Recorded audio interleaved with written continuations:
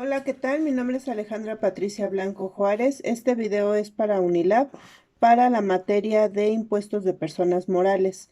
Es para la actividad de producto integrador. Mi tutor es el profesor Carlos Colorado Morán. Mi nombre es Alejandra Patricia Blanco Juárez. Radico en la Ciudad de México, tengo 50 años y estoy cursando la carrera de licenciatura en Derecho Fiscal. Nos piden que describamos los impuestos del Estado de la República donde radiquemos, pero también nos cuestionan que nos dicen, define y comenta cuáles son los impuestos mediante los cuales el gobierno del Estado de Nuevo León obtiene sus ingresos.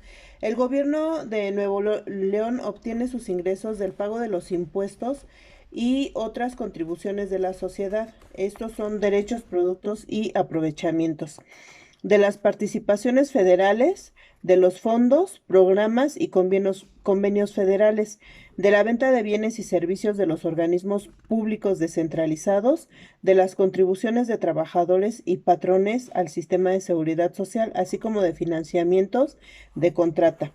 ¿Qué papel aportan este tipo de ingresos dentro del control y gestión estatal? A los recursos que requiere el gobierno para estar en posibilidades de cumplir con sus funciones se les denomina gasto público. La orientación, el destino y el tipo de gastos se detallan en la ley de egresos. Su importancia reside en que dicho documento establece de manera precisa, previsible y específica el monto de recursos y las acciones en las cuales la hacienda pública podrá erogar recursos a fin de dar cumplimiento al mandato ciudadano respecto a proporcionar servicios educativos y de salud, garantizar la seguridad y procurar e impartir justicia, entre otros. Nos dicen que otro apartado podemos explicar sobre el tema. Podríamos decir, ahondar más en el tema y decir que esos recursos pueden ordenarse de diversas maneras, entre ellas en tres dimensiones, que es la económica, la funcional y la administrativa. La dimensión económica permite identificar el monto de los recursos que se utilizarán para adquirir insumos y servicios para la operación cotidiana de las instituciones del gobierno del Estado y se divide en diferentes renglones o rubros de gasto. Esta división está normada por el clasificador por objeto de gasto y considera tres niveles de desagregación: capítulos de gasto, conceptos de gasto y partidas de gasto.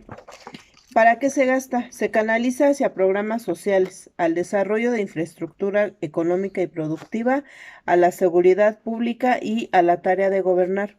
En Nuevo León, actualmente, el gobierno del estado destina el gasto público prioritariamente en proporcionar servicios educativos y de salud, garantizar la seguridad, procurar e impartir justicia.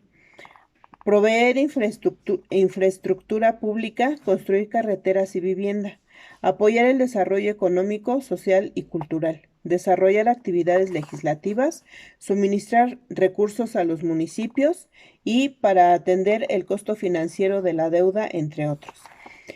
Yo radico en la Ciudad de México. Aquí los ingresos que el Estado mexicano recauda pueden ser impuestos, tasas o empréstitos.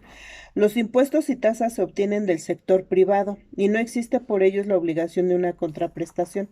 Los empréstitos, por otro lado, implican un préstamo al gobierno, con el compromiso de devolver los fondos en una fecha futura, con el pago de sus respectivos intereses, previamente acordado por las partes.